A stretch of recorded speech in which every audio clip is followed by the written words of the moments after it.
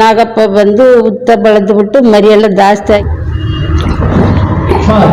ನಿಮ್ಗೆ ಜೋರು ಬರುತ್ತೆ ಆ ಟೈಮ್ ನಿಮ್ಗೆ ಗೊತ್ತಾಗುತ್ತಾ? ಇಲ್ಲ.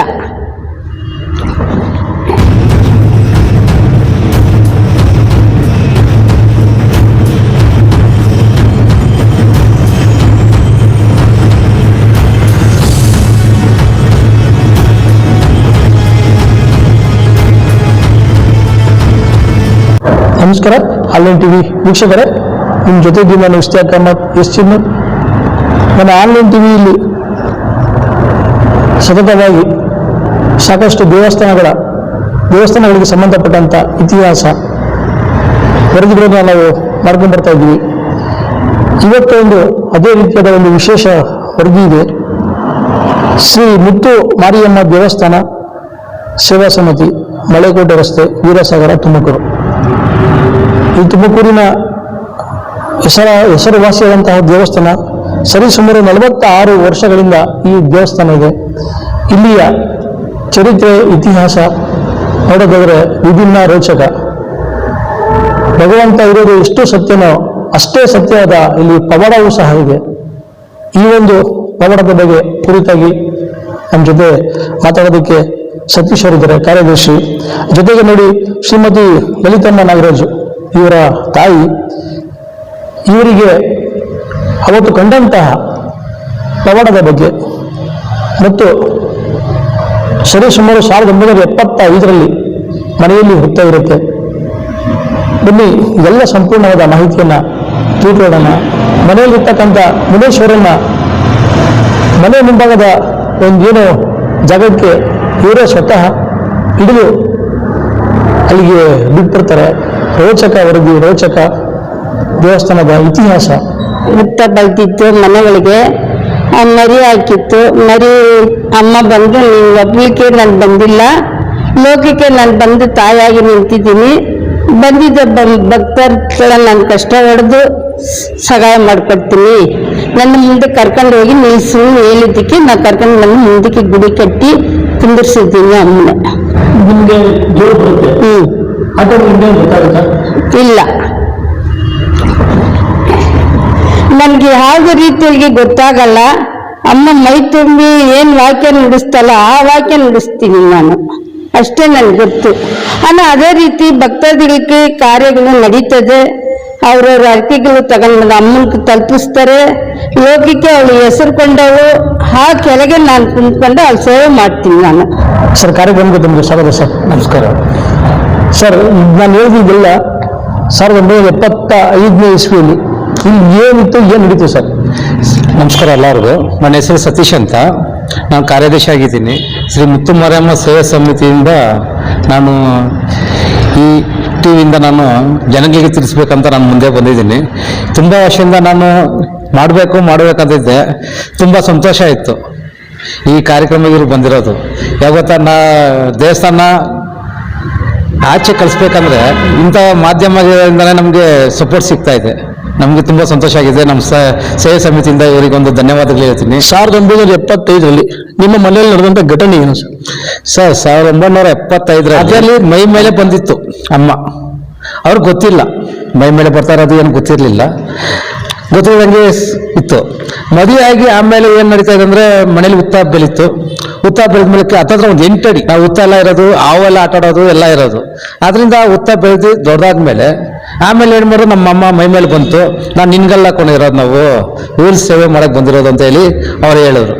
ಸರಿ ಅಂತ ಆಮೇಲೆ ಏನು ಮಾಡಿದ್ರು, ಆ ಉತ್ತ ಇರೋದ್ರಿಂದ ಮಕ್ಕಳು ಚಿಕ್ಕ ಮಕ್ಕಳು ಇದ್ದಾವೆ, ಅವೆಲ್ಲ ಕಣ್ಣು ಕಾಣಿಸ್ಬಾರ್ದು ಅಂತ ಹೇಳ್ಬಿಟ್ಟು ನಮ್ಮಮ್ಮ ಅವ್ರು ಏನು ಮಾಡಿದ್ರು, ಭಾಷೆ ತೊಗೊಂಡವ್ರೆ. ಮುನೀಶ್ವರ ಆಮೇಲೆ ಮುನೀಶ್ವರನೂ ಬರ್ತಾಯಿತ್ತು. ಅವಾಗ ಬಂದು ಭಾಷೆ ಎಲ್ಲ ತೊಗೊಂಡು ಆದ್ಮೇಲೆ ಸ್ವಲ್ಪ ಕಡಿಮೆ ಆಯಿತು. ಆಮೇಲೆ ಆ ಉತ್ತದಲ್ಲಿ ಹತ್ತತ್ರ ಒಂದು 5 ಹಾವು ಮರಿಗಳಿತ್ತು. ಹಾವು ಮರಿ ತೊಗೊಂಡೋಗಿ ಉತ್ತದಲ್ಲಿ ಬಿಟ್ಟು ಆ ಮಣ್ಣು ತಂದ್ಬಂದ್ಬಿಟ್ಟು ಮುನೀಶ್ವರ ಒಂದು ವಿಗ್ರಹ ಮಾಡಿದ್ರು. ಅಂದರೆ ಸರ್, ಮನೆ ಒಳಗಡೆ ಹುತ್ತ ಇತ್ತು, ಅದ್ರೊಳಗಡೆ ಏನು ತಾವು ದೇವಿ ಅಪ್ಪಣೆ ಪಡೆದ ನಂತರ ಅಲ್ಲಿರ್ತಂಥ ಹಾವು ಬೇರೆ ಕಡೆ ತಾವು ಸ್ಥಳಾಂತರ ಮಾಡಿಸಿರಿ. ಹೌದು. ಎಷ್ಟು ಹಾವಿತ್ತು ಸರ್? 5 ಹಾವು ಇತ್ತು ಸರ್, ಚಿಕ್ಕ ಮರಿಗಳೇ. ಯಾರು ಏನು ಮಾಡಲಿಲ್ಲ? ಇಲ್ಲ, ನಾವು ಆಟ ಆಡ್ತಾಯಿತ್ತು. ನಮ್ಗೆ ಗೊತ್ತಿರಂಗೆ ಆವತ್ತ ನಾವು ಅಷ್ಟು ನಮ್ಮ ಏನಾದ್ರೂ ನಂಬಿಕೆ ಇತ್ತು. ಅವಾಗಲೇ ನಮ್ಮ ತಾಯಿ ಮೇಲೆ ಅವೆಲ್ಲ ನಾವು ನೋಡ್ಬೇಕಾದ್ರೆ ಅದು ನಮ್ಗೆ ಗೊತ್ತಾಗ್ಲಿಲ್ಲ ಅದು ಹಾವು ಅಂತ. ಯಾಕೆಂದ್ರೆ ಒಂದು ಇಲ್ಲಿ ಬಂದು ಉಡವಂತ ಇವತ್ತಿನ ಕಾಲಘಟ್ಟದಲ್ಲಿ ಯಾವತ್ತಿಗೆ ಹಾವಿದಂತ ಅದನ್ನ ತಾನು ಬೇರೆ ಕಡೆ ಹೊತ್ತು ಬಿಟ್ಟಿರ್ತಾರೆ. ಹೌದು ಸರ್, ಮಕ್ಳು ನಾನೇ ಕೈ ಲೆಕ್ಕ ತಗೊಂಡೋಗಿ ಕೊಟ್ಟು ಬಿಟ್ಟಿದ್ವಿ. ನಾವು ಇನ್ನೂ ಜ್ಞಾಪನ ಇದೆ, ನಮ್ಮ ಮನೆ ಮುಂದೆನೆ ಅವಾಗಿಲ್ಲೆಲ್ಲ ತುಂಬಾ ಮಾವಿನ ತಪ್ಪು ಎಲ್ಲ ಇತ್ತು ಅವಾಗ. ನಾವು ಏನ್ ಮಾಡ್ಲಿಲ್ಲ ಸರ್, ಏನಿಲ್ಲ ಸರ್, ಏನಿಲ್ಲ. ನಮ್ಗೆ ನಂಬಿಕೆನೇ ಇತ್ತು ಸರ್. ಈಗಲೂ ಕಾಣುತ್ತದು, ನಮ್ಗೆ ಕಾಣುತ್ತದು. ನಮ್ಮ ತಾಯಿ ನೋಡಿ ತಾವು ಹೇಳೋದು ಈಗ ಕಾಣುತ್ತೀಗ ಅಂತೇಳಿ, ಏನೋ ಸ್ವಲ್ಪ ದಿವಸ ಹಿಂದೆ ರಾತ್ರಿ 1 ಗಂಟೆಗೆ ಹಾವು ಪಕ್ಕದ ಮನೇಲಿ ಹೋಗಿತ್ತು ಅಂತೇಳಿ ಹಾವು ಬಂದು ಹೋಗುತ್ತೆ. ಅದು ಜನಗಳಿಗೆ ಯಾವ ತೊಂದರೆ ಕೊಟ್ಟಿಲ್ಲ ಇಷ್ಟವರೆಗೂ. ಆದ್ರೆ ಜನಗಳಿಗೂ ಗೊತ್ತಿಲ್ಲ ಹಾವು ಇದೆ ಅಂತ ಗೊತ್ತಾಗುತ್ತೆ. ಅವತ್ತು ಒಂದಿನ ಏನ್ ಮಾಡ್ತಿದ್ದೋ, ನಾವು 1 ಗಂಟೆ ಹಗಲು ರಾತ್ರಿ ಕೂತ್ಕೊಂಡಿದ್ದು. ಅವಾಗ ಅಲ್ಲಿ ಸತ್ಯನ ಬನ್ನಿ ಹಾವು ಬಂದಿದೆ ಅಂದ್ರು. ನೋಡಮ್ಮ ಏನ್ ಮಾಡ್ಬೇಡಿ, ಏನ್ ತೊಂದರೆ ಆಗಲ್ಲ ಅನ್ನೋದಕ್ಕೆ ಅವಾಗ ಸರಿ ಅಂದ್ಬಿಟ್ಟು ಪೊಲೀಸರು ಬಂದ್ರು. ಪೊಲೀಸರು ಬಂದು ಹಾವನ್ನ ಹಿಡಿಯಕ್ಕೆ ಕರೆಸ್ದಾಗ ಇಲ್ಲಿ ಹಾವು ಇದೆ ಅಂತ ಹೇಳಿದ್ರು. ಅದು ಹಾವು ಇಳಿದಾಗ ನಾನು ಹೇಳಿದೆ ಸಿಗಲ್ಲ ನಿಮ್ ಕೈಗೆ ಅಂತ ಹೇಳಿದೆ. ಹಂಗನೇ ಅದು ಮಾಯ ಆಯ್ತು. ಘಟನೆ ನಡೆದಿದ್ದು ವಿಚಿತ್ರ ಘಟನೆ ಅಂದ್ರೆ ಅದೊಂದು ಪವರಾನೆ. ಇಬ್ರು ಬಂದಿರೋ ಇಬ್ರು ಕೈ ಸಿಗ್ಲಿಲ್ಲ. ಅದು ಆ ವಿಡಿಯೋಗೆ ಬಂದಿದ್ದಾಗಂತ ಅವ್ರಿಗೆ ಹಾವು ಸಿಗ್ಲಿಲ್ಲ, ಕಣ್ಣು ಮುಂದೆ ಇದ್ದು ಮಾಯ ಆಯ್ತು. ತಮ್ಮನಿಗೆ ಅವ್ರ ಆರೋಗ್ಯ ತೀರಾ ಹದಗೆಟ್ಟಿದ್ದು, ಬದುಕದೇ ಇಲ್ಲ. ಅವರು ಇನ್ನೇನು ಕೊನೆ ವರ್ಷ ಉಳಿತಾರೆ, ಮುಗಿತವ್ರ ಅಧ್ಯಾಯ ಮುಗಿತು, ಅವ್ರ ಜೀವನ ಮುಗಿತು ಅನ್ನೋಂಥ ಸಂದರ್ಭದಲ್ಲಿ ಮತ್ತೆ ತಮ್ಮ ತಾಯಿಯವರು ತಗೊಂಬಂದು ಇದೇ ದೇವಿ ಮುಂದೆ ಹಾಕಿ ನನ್ನ ಮಗನ ಉಳಿಸೋದು ಬಿಡೋದು ನಿನಗೆ ಸೇರಿದೆ ಅಂತ ಹೇಳಿದ್ರು. ಅದೇನ್ ಸರ್ ಘಟನೆ? ಅದು ಪವರಾನೆ ಸರ್. ನಿಜ ಹೇಳ್ಬೇಕಂದ್ರೆ ನಮ್ಮ ತಮ್ಮನೇ ಹೆಸರು ಮುತ್ತು ಅಂತ. ಅವರು ಖಜಾನ್ಸಿ ಆಗಿದ್ದಾರೆ. ಅವ್ರನ್ನೇ ನಂಬ್ತಿರ ಬಿಡ್ತಾರೆ. ಹತ್ತತ್ರ ಅವನಿಗೆ ಒಂದು 6 ತಿಂಗಳು ಇರಬೇಕು. 6 ತಿಂಗಳದಾಗ ಅಮ್ಮ ಬರುತ್ತೆ. ಅಮ್ಮ ಬಂದ್ರೆ ಮಕ್ಕ ಫುಲ್ ಮೈ ತುಂಬಾ ಅಮ್ಮನೇ, ಫುಲ್ ಅಮ್ಮನೇ. ನಾವು ಗೌರ್ಮೆಂಟ್ ಹಾಸ್ಪಿಟ್ಲಿಗೆ ನಮ್ಮ ಅಮ್ಮವರೇ ನಮ್ಮ ಅಪ್ಪರು ಕರ್ನೋದ್ರು. ಹೇಳಿದ್ರು ಡಾಕ್ಟರ್ ಆಗಲ್ಲ, ಉಳಿಯಲ್ಲ ಮಗು. ಎಷ್ಟು ವರ್ಷದಿಂದ ಮಾತಿದ್ದು ಸರ್? ಈ ಘಟನೆ ಎಷ್ಟು ವರ್ಷದಿಂದ? 40 ವರ್ಷ ಸರ್. ತುಂಬಾ ಹಳೇದು. ದೇಶನ ಕಟ್ಟಕ್ ಮುಂಚೆದಾಗ ಅವಾಗ ಗೌರ್ಮೆಂಟ್ ಹಾಸ್ಪಿಟ್ಲಿಗೆ ಕರ್ನೋದಾಗ ಉಳಿಯಲ್ಲ ಮಗು ಕರ್ನೋಗಿ ಬಿಳೆಬೆಟ್ಟೆ ಹಾಕಿದ್ರು. ಬಿಳೆಬೆಟ್ಟೆ ಹಾಕಿ ಕಳಿಸ್ರು. ಆಗಲ್ಲ ಅಂತ, ಆಗಲ್ಲ. ಅವಾಗ ನಮ್ಮಮ್ಮ ಮಾಡಿದ್ರು, ಒಂದು ನಮ್ಮ ಮೂಲಸ್ಥಾನ ಇದೆ, ಮುತ್ತುಮರಮ್ಮ ದೇವಸ್ಥಾನ ಮೂಲಸ್ಥಾನ. ಆ ದೇವಸ್ಥಾನಕ್ಕೆ ಹೋಗಿ ಮಡಿ ಬಿಚ್ಚಿ ಹಾಕಿ, ನೋಡಮ್ಮ ಈ ಮಗು ಉಳಿಸ್ಕೊಟ್ರೆ ನಾನು ಬೇಕಾ ಈ ಮಗುನ ನಿನ್ಗಾಗಿ ಕೊಡ್ತೀನಿ ಅಂತ ಬೇಡಿ ಎಲ್ಲ ಇದು ಮಾಡಿದಾಗ ಆಮೇಲೆ ಅವ್ನಿಗೆ ಜೀವ ಬಂತು. ಜೊತೆಗೆ ನಿಮ್ಮ ತಾಯಿಯವ್ರಿಗೆ ಮೈ ಮೇಲೆ ದೇವ್ರು ಬರುತ್ತೆ ಅಂತ ಹೇಳಿದ್ರಿ. ಅದು ಬಂದಂತ ಸಂದರ್ಭದಲ್ಲಿ ಏನೂ ಕೂಡ ಗೊತ್ತಾಗಲ್ಲ ಅಂತ. ಅದು ಇದೆ, ದೇವ್ರು ಬಂದ ಯಾರು ಗೊತ್ತಾಗಲ್ಲ. ಅಂದ್ರೆ ಅವರು ದೇವ್ರು ಬಂದಂತ ಸಂದರ್ಭದಲ್ಲಿ ಬರೋಂಥ ಭಕ್ತರಿಗೆ ಯಾವ ರೀತಿ ಅವ್ರಿಗೆ ಅವ್ರ ಕಷ್ಟ ಕರ್ಪಣೆಗಳನ್ನು ದೂರ ಮಾಡ್ತಾರೆ, ಯಾವ ರೀತಿ ಹೇಳ್ತಾರೆ ಸರ್? ದೇವ್ರ ಮೈ ಮೇಲೆ ಬಂದಾಗ ನನ್ಗೆ ಈ ತರ ಕಷ್ಟ ಇದೆ, ಆ ತರ ಕಷ್ಟ ಅಂತ ಹೇಳಕ್ ಹೋಗಲ್ಲ. ಅವ್ರ ಮೈ ಮೇಲೆ ಬಂದಾಗ ಅವರೇ ತಾನಾಗೆ ಹೇಳ್ತಾರೆ. ಮೈ ಮೇಲೆ ಬಂದು ಅವರೇ ಹೇಳ್ತಾರೆ, ನಿನ್ಗೆ ಈ ತರ ಕಷ್ಟಕ್ಕೆ ನೀನ್ ಬಂದಿದ್ಯಮ್ಮ, ಈ ತರನೇ ಬಂದಿದ್ದೀನಮ್ಮ ಅಂದ್ರೆ ಕರೆಕ್ಟಾಗಿ ಹೇಳ್ತಾರೆ. ಅವರು ನಂಬಿಕೆ ಗುಣಮ್ಮ ನೀವು ಹೇಳಿದ ಸತ್ಯ ಅಂತ ಹೇಳ್ಕೊಂಡು ಆ ನಂಬಿಕೆ ಮೇಲೆ ಅವರು ದುಬೈಯಲ್ಲೂ ಕೂಡ ಈ ಒಂದು ದೇವಸ್ಥಾನದ ಭಕ್ತಿ ಇದ್ದಾರೆ ಅಂತ ಹೇಳ್ತಾರೆ. ಯಾವ ತರ ಚೆನ್ನಾಗಿತ್ತು. ಈಗ ಬಂದು ದುಬೈಗೆ ಹೋಗಿ ಅಲ್ಲಿಂದನೇ ಬರ್ತಾರೆ. ಜಾತ್ರೆಗೂ ಬೇಕಾ ಅವರೇ ಕಳಿಸ್ತಾರೆ. ಏನ್ ಬೇಕು ಎತ್ತ ಬೇಕಂತ ಕೇಳ್ತಾರೆ. ನಾವು ಈ ತರ ಬೇಕಂದಾಗ ಸಹಕಾರ ಮಾಡ್ತಾರೆ. ಮೊದಲಿಗೂ 46 ವರ್ಷದಿಂದ ಇದ್ದಂತ ದೇವಸ್ಥಾನಕ್ಕೂ ಇದಕ್ಕೂ ಸಾಕಷ್ಟು ಅಭಿವೃದ್ಧಿ ಮಾಡಿದಿರ ಸರ್? ಸರ್ ನಿಜ ಹೇಳ್ಬೇಕಂದ್ರೆ ಜನಗಳ ಭಕ್ತಾದಿಗಳಿಂದ ತುಂಬಾ ಅಭಿವೃದ್ಧಿ ಕಾಣ್ತಾ ಇದೀವಿ ಸರ್. ಇಲ್ಲ ದುಡ್ಡು ಎಕ್ಸ್ಪೆಂಡ್ ಮಾಡಲ್ಲ ಸರ್, ದುಡ್ಡು ಎಕ್ಸ್ಪೆಂಡ್ ಮಾಡಲ್ಲ. ಇನ್ನೊಂದು ಏನ್ ಬೇಕಾದ್ರೆ ನೀವು ಮಾಡ್ತೀರಾ. ಈ ಒಂದು ಪವಾಡ ಕ್ಷೇತ್ರದ ಬಗ್ಗೆ ತಾವು ನಮ್ಮ ಆನ್ಲೈನ್ ಟಿವಿ ಮುಖೇನ ಭಕ್ತರಿಗೆ ಏನ್ ಹೇಳೋದಕ್ಕೆ ಇಷ್ಟಪಡ್ತೀರಾ ಸರ್? ಸರ್ ನನಗೆ ಆನ್ಲೈನ್ ಹೇಳ್ಬೇಕಂದ್ರೆ ದಯವಿಟ್ಟು ಹೇಳ್ತೀನಿ, ಬನ್ನಿ ಎಲ್ಲಾರು ಈ ಕ್ಷೇತ್ರ ಬಂದು ಪುಣ್ಯ ಕ್ಷೇತ್ರ ಮಾಡೋಣ. ತುಮಕೂರಲ್ಲಿ ನೆಲೆಸಿದಲ್ಲ ಅಮ್ಮ ಮುತ್ತುಮಾರಿಯಮ್ಮ, ತುಂಬಾ ದೇವಸ್ಥಾನ ಇದೆ. ಇಲ್ಲೂ ಬಂದು ನೋಡಿ ನಮ್ಗೆ ಹೋಗ್ಬೇಕಂತ ಕೇಳ್ಕೊಂತೀನಿ ಸರ್ ಎಲ್ಲರೂ. ಏನಿದು ಆನ್ಲೈನ್ ಟಿವಿಯ ವೀಕ್ಷಕರೇ, ತುಮಕೂರಿನಲ್ಲಿ ತುಂಬಾ ಹೆಸರುವಾಸಿಯಾದಂಥ ದೇವಸ್ಥಾನ ಸರಿ. ಇದು ಮನೆ ಒಳಗಡೆ ಹುತ್ತ ಇರುತ್ತೆ.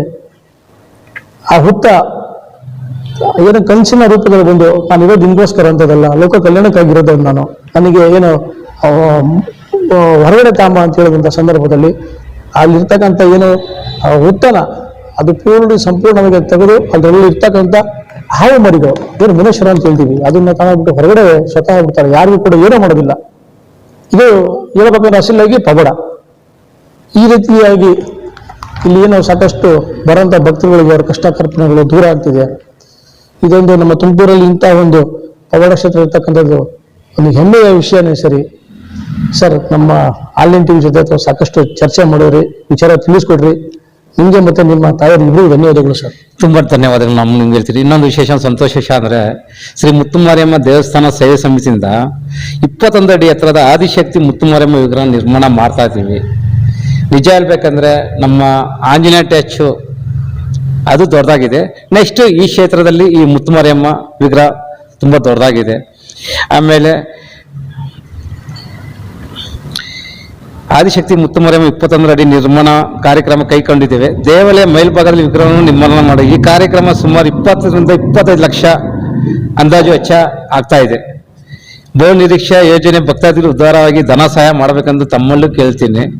ದೇವಾಲಯ ಜೀರ್ಣೋದ್ಧಾರ ಅಭಿವೃದ್ಧಿ ಅನ್ನದಾನ ಕರಗ ಜಾತ್ರಾ ಮಹೋತ್ಸವವನ್ನು ಕಾರ್ಯಗಳಿಗೆ ತಮ್ಮ ನಿರಂತರ ಸಹಕಾರವೇ ನಿಜವಾಗ್ಲೂ ಕಾರಣ. 21 ಅಡಿ ಎತ್ತರದ ಆದಿಶಕ್ತಿ ಮುತ್ತು ಮಾರಿಯಮ್ಮ ವಿಗ್ರಹ ನಿರ್ಮಾಣ ಮಾಡೋದಕ್ಕೆ ಯೋಜನೆ ಮಾಡ್ಕೊಂಡಿದ್ದಾರೆ. ಇದು ನಿಜಕ್ಕೂ ಕೂಡ ಒಂದು ಒಳ್ಳೆ ಚಿಂತನೆ. ಈ ಒಂದು ದೇವಸ್ಥಾನಕ್ಕೆ ತಾವು ಕೂಡ ಬನ್ನಿ, ತಮ್ಮ ಕೈಲಾದಂಥ ಸಹಕಾರ ಕೂಡ ಮಾಡಿ ಅಂತೇಳಿ ನಾನು ಕೂಡ ವಿನಂತಿ ಮಾಡ್ತೀನಿ. ಆನ್ಲೈನ್ ಟಿವಿ ಇದು ನೈಜ ವರದಿಗಳ ಭಂಡಾರ. ನಮಸ್ಕಾರ.